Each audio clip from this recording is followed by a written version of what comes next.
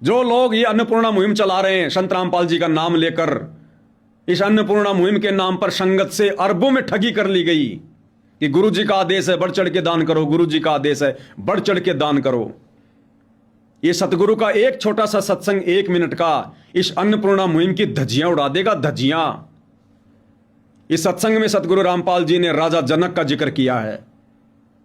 और सत्संग गुरु हमें समझाने के लिए करता है, भक्ति मार्ग पर संभल के चलने के लिए, टाइम पास के लिए नहीं सुनाता, मनोरंजन के लिए नहीं सुनाता। जब संगत सत्संगों को ध्यान से नहीं सुनती थी तो सतगुरु बार बार क्या कहा करते थे कि बच्चों ध्यान दो इन बातों पर। ये कोई डूम भाट के गीत नहीं है जो किसी ने ऐसे बोल दिए होंगे। ये अमृत वचन है, अमर वचन है परमात्मा के, जो आगे तुम्हारे काम आएंगे। आज हमने इन सत्संगों को काम में लेना है। ये सत्संग हमारा मार्गदर्शन करेंगे। गुरु का ज्ञान हमारा गुरु है वर्तमान में। शब्द गुरु चित चेला रे। आज ये सत्संग हमारा मार्गदर्शन करेंगे। गुरु का परिवार हमारा मार्गदर्शन नहीं कर सकता, गुरु के रिश्तेदार हमारा मार्गदर्शन नहीं कर सकते। ये तो खुद ये पथ भ्रष्ट इंसान है। तो क्या बताया गुरुदेव भगवान ने कि राजा जनक सीता का पिता सक्षम राजा था जिसके 10,000 रानियां थी। और जब रामचंद्र और सीता को वनवास हुआ, दोनों जंगल में भटक रहे थे, तो गुरुदेव ने क्या बताया? अगर राजा जनक चाहता तो क्या वो समर्थ राजा नहीं था? राजा जनक चाहता तो राम और सीता को अपने क्षेत्र के जंगल में बुला लेता। अरे वनवास ही तो काटना था, अयोध्या से बाहर ही तो रहना था। तो गुरुदेव कह रहे हैं राजा जनक अगर चाहता तो श्री राम को, लक्ष्मण को, सीता को अपने राज्य के अंतर्गत आने वाले जंगल में रख लेता। बढ़िया उनको महल बना के दे देता। वो तो सक्षम था भाई। बढ़िया उनके लिए राशन पानी की व्यवस्था करवा देता, किसी चीज का भाव नहीं रहने देता। लेकिन गुरुदेव ने बताया कि वो समझदार था, ज्ञान से परिचित था कि उसका भाग्य फलेगा, उसका भाग्य। और राजा जनक ने सक्षम होते हुए भी अपनी बेटी सीता के लिए एक मकान तक नहीं बनाया, एक झोपड़ी तक नहीं डाली, 1 किलो चावल तक नहीं भिजवाए उस राजा जनक ने, क्योंकि वो परमात्मा के विधान से परिचित था कि भैया इसके कर्म फलेंगे, इसका भाग्य फलेगा। क्या कह रहे हैं गुरुदेव भगवान? ध्यान से सुनिए, सत्संग है ये। तो पुण्यात्मा आत्मज्ञान बिना नर भटके, तो बिना ज्ञान के हम भटक रहे हैं। जब ज्ञान होगा बहुत हल्के हो जाएगा बोझ। जैसे सीता जी का ब्याह कर दिया था राजा जनक ने, और विवाह होते ही कुछ दिन के बाद वनवास हो गया। वनवास के बाद फिर उसका अपहरण हो गया, रावण की कैद में रही 12 वर्ष।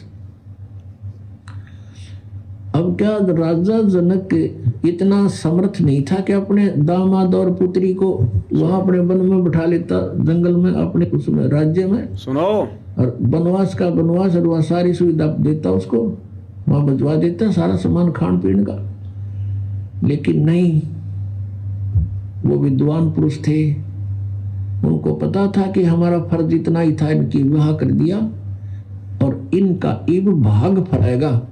हमारा बीच में डिस्टर्बेंस कति काम नहीं करे, हम मूर्खता करेंगे इनके बीच में बढ़ के, और हम बीच में पहले बढ़े। क्या कह रहे हैं गुरुदेव? राजा जनक समझदार था, ज्ञानी पुरुष था, समर्थ होते हुए भी एक झोपड़ी डाल के नहीं दी। जो आज ये सतलोक आश्रम वाले अनुपदेशियों को भक्ति विधान से भटक कर लाखों के मकान बना के दे रहे हैं, करोड़ों के मोटर पाइप बांट दिए अनुपदेशियों को। गुरुदेव क्या कह रहे हैं? वो राजा जनक अपनी बेटी के लिए एक झोपड़ी भी नहीं बनाई उसने। ज्ञानवान था कि इसका भाग्य फलेगा, इसका भाग्य, मैं बीच में डिस्टर्ब नहीं करूंगा। हरियाणा के गांव में बाढ़ आई, उन गांव वालों का भाग्य, सुख या दुख, आश्रम वालों ने बीच में डिस्टर्ब नहीं करना चाहिए था। लोगों के जा के मकान बना के दे रहे हैं, अरे उनका भाग्य फलेगा। तुम्हारा काम केवल इतना था, उनको सतगुरु का ज्ञान समझा के सतगुरु से जोड़ देते, उसके बाद में उनका भाग्य फलना था। जैसा राजा जनक ने सोचा था कि हमारा काम केवल इतना ही था, बेटी को पराये घर भेज दिया, अब आगे इसका भाग्य फलेगा, मैं बीच में परमात्मा के विधान में रोड़ा पैदा नहीं करूंगा। और तुम लोग क्या कर रहे हो? उन अनपदेशियों के, आन उपासना करने वालों के जबरदस्ती जा जाके, जिस सतगुरु ने जा जाके किसी को राशन देने से मना किया, खाना खिलाने से मना किया, तुम लोगों ने उसी सतगुरु की, उसी महापुरुष की आज्ञाओं की धज्जियां उड़ाते हुए, इन सत्संगों को रौंदते हुए और जा जाकर लोगों को राशन बांट रहे हो, लोगों के 15-15 लाख के मकान बना रहे हो, करोड़ों में लोगों को तुमने मोटर पाइप बांट दी, आरओ लगा रहे हो, गौशालाओं में शेड बना रहे हो। अरे कहां हो तुम सत्संगों के निकट? कहां समझे तुमने ये सत्संग? इसलिए गुरुदेव भगवान कहते हैं, तत्व भेद एक न्यारा रे साधो भाई, तत्व भेद एक न्यारा, समझेगा कोई गुरुमुख प्यारा, तत्व भेद एक न्यारा। एक होता है तत्व ज्ञान। तत्व ज्ञान तो पूरी संगत को हो गया।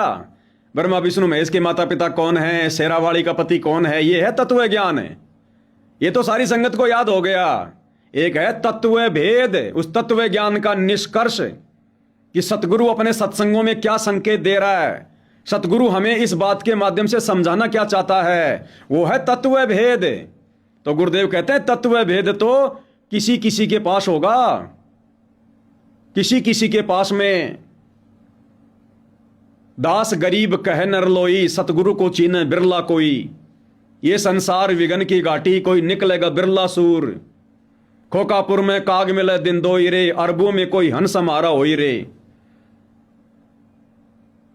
ये तत्व भेद केवल वर्तमान में साध संगति से जुड़े भाई बहनों को है, जो तुम तत्व ज्ञानी भक्तों को वीडियो बना बना के समझा रहे हैं।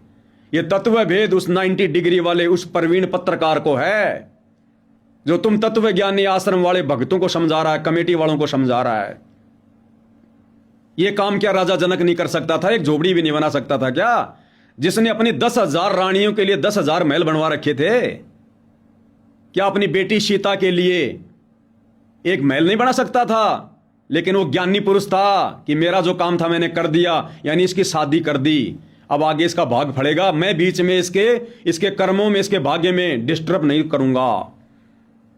तो तुम आश्रम वालों का फर्ज बनता था उन हरियाणा के बाढ़ ग्रस्त गांव वालों को जाकर ज्ञान गंगा देते, ज्ञान समझाते कि भैया सतगुरु रामपाल जी से उपदेश ले लो, भूखा तो नहीं मरने देगा, गारंटी है।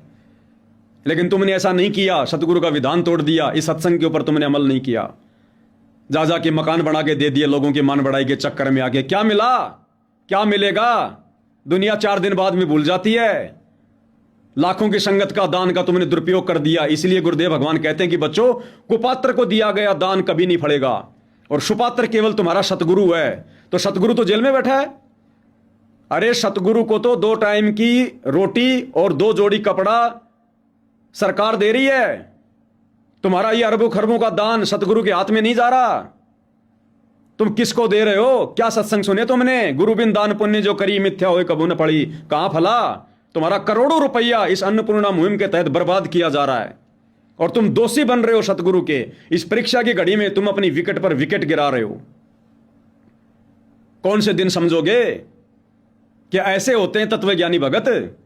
इसलिए उस 90 डिग्री वाले उस प्रवीण ने सतलोक आश्रम धनाना से नाता जोड़ा है कि ये गधे तो मुझे भी मरवाएंगे आने वाले समय में, मेरे भी ये कर्म फुड़वाएंगे, और मेरे वीडियो देख देख के इन लोगों से जुड़कर ना जाने कितने भक्तों के कर्म बिगड़ेंगे।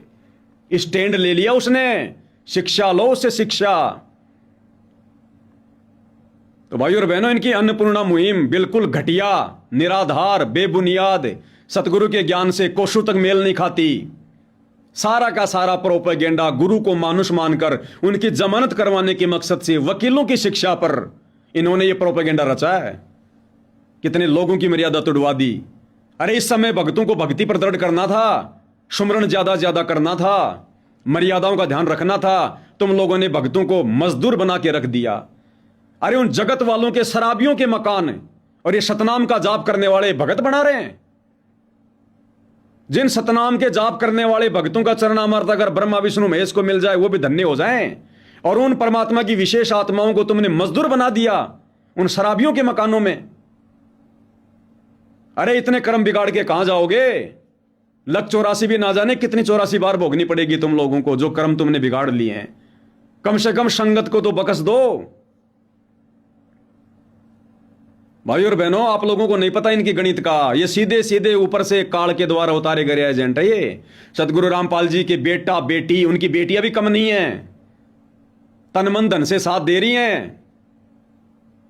आज कहां से आ गए इनके पास में इतना पैसा? ये तो सेवादार है ना। तो सेवादार का काम क्या होता है? सेवादार की तो रोजी रोटी चल सकती है, रोजी रोटी।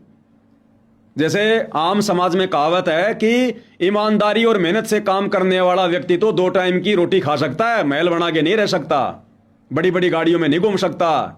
तो ये सतलोक आश्रम वाले, गुरु जी के परिवार वाले, ये तो सेवादार है ना। आज इन्होंने खुद की पर्सनल कोठियां खड़ी कर ली हैं, कोठियां। मंजू ने अपना अलग से मकान बना लिया।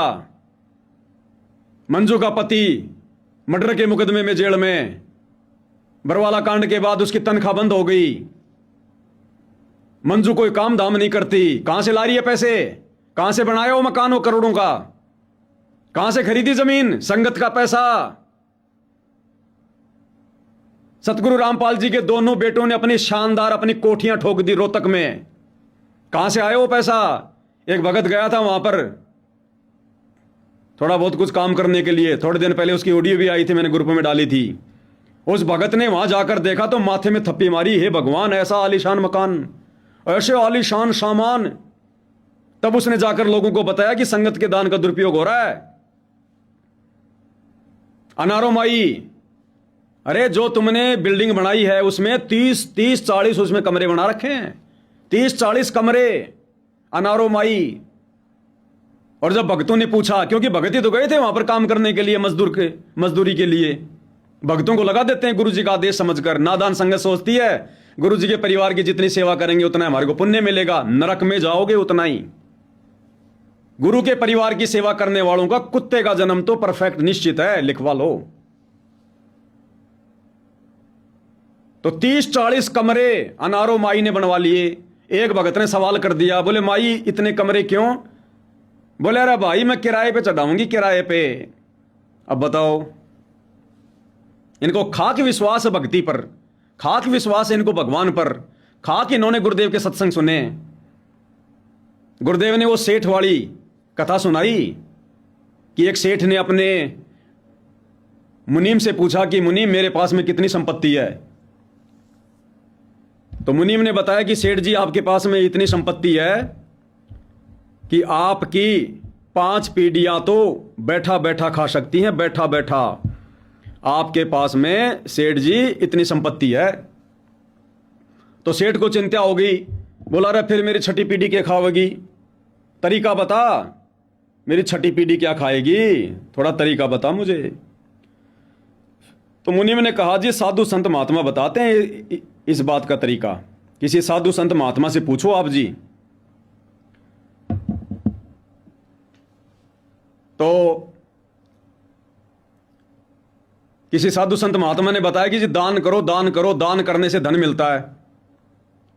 तो सेठ जी ने इस अन्नपूर्णा मुहिम वालों की तरह राशन बांध बांध के आटा, चावल, दाल, तेल और बंटवाने शुरू कर दिए साधु संतों को। उसने गिन रखे थे कहाँ कहाँ रहते हैं। तो शाम को सारे नौकर वापस आए तो सेठ ने कहा सबको दिया है? बोले दिया है। बोले ये क्यों नहीं? बोले ये क्यों ले आए तुम वापस? बोले जी ऐसे ऐसे था, उसने नहीं लिए। बोला उसको क्यों नहीं दे के आए तुम? बोला जी उसने लिए नहीं। क्यों नहीं लिए, क्या बोला? बोला जी हमने तो कहा था कि हमारे सेठ जी ने राशन भेजा है। एक भगत था, उसकी पत्नी थी, दोनों रहते थे वहाँ झोपड़ी डाल के। तो हमने तो जी उनसे प्रार्थना की थी। तो जी उसने कहा अपनी औरत से कि भगवान जरा देखना अपने पास में कितना क्या राशन है। तो उसकी पत्नी ने कहा जी शाम शाम का तो अभी है आटा, यानी शाम शाम को तो रोटी बन जाएंगी, इतना आटा तो है। तो उस भगत ने मना कर दिया सेठ के नौकरों को कि भाई हम नहीं लेते, हमारे पास है शाम का। तो नौकरों ने कहा कि सेठ जी ले लो, फिर सुबह खा लियो। बोला सुबह की सुबह देखेंगे, भगवान देखेगा।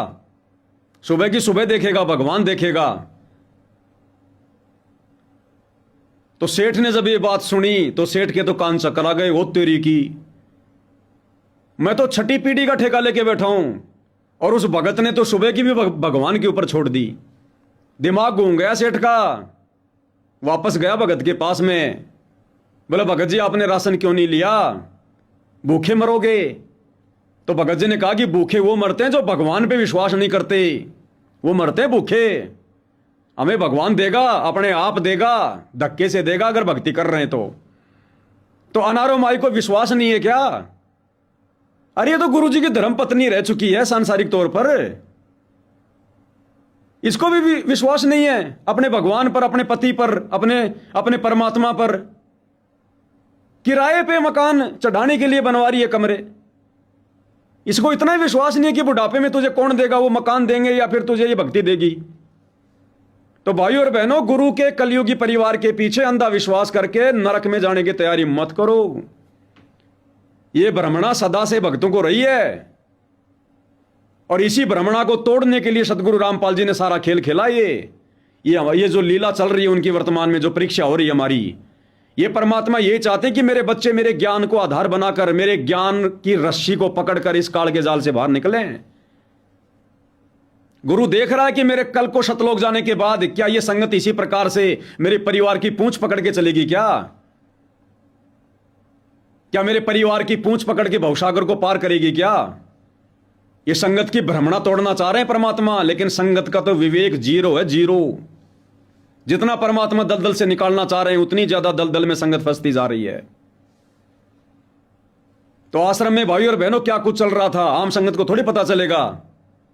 बहुत सारी बातें दास ने आपको बता दी, बहुत सारे भक्तों ने बताई, और मीडिया में उस समय क्या आई थी देखो एक बार, आपके सामने है। आश्रम के अंदर पावर को लेकर भी कई दिनों तक मचा था घमासान। ये सतलोक आश्रम वाले, ये गुरुजी का परिवार गुरुजी को साइड में करना चाह रहे थे। अरे आप और हम भगत हैं, परमात्मा की युगों युगों की अच्छी आत्मा है, आप और हमें ज्ञान समझ में आ गया, इसलिए हमें गुरु में भगवान नजर आ रहा है। हम कोई गलत काम करने से डरते हैं, गुरु से आप और हम डर रहे हैं। ये गुरु का परिवार, ये शेष नाग है, ये नहीं डरता।